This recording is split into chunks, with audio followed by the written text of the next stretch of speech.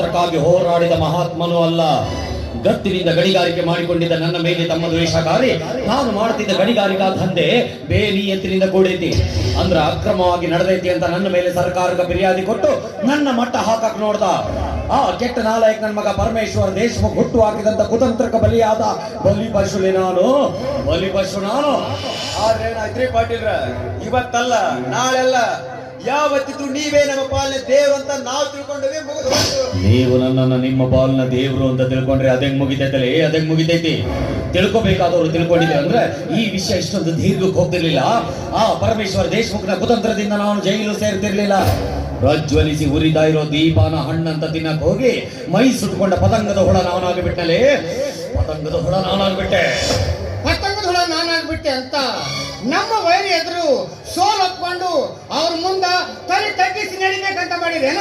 ಸೋಲು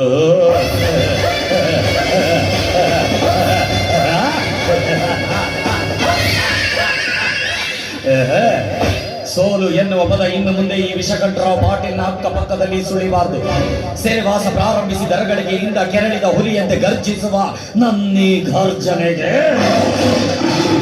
ಇನ್ನು ಮುಂದೆ ಈ ಪ್ರಪಂಚದ ಯಾವುದೇ ವ್ಯಕ್ತಿ ಆಗಲಿ ಯಾವುದೇ ಶಕ್ತಿ ಆಗಲಿ ನನಗೆದುರು ನಿಲ್ಲಬಾರದು ಅಂತ ಪಣ ತೊಟ್ಟು ಹೊರ ಬಂದಿರುವ ಈ ಛಲದಂಗ ಮಲ್ಲನಿಗೆ ಸೋಲು ಎನ್ನುವುದು ಕನಸಿನ ಮಾತು. ಕನಸಿನ ಮಾತು. ನಾನು ಯಾರು? ಪಾಟೀಲ್, ವಿಷಕಂಠರಾವ್ ಪಾಟೀಲ್.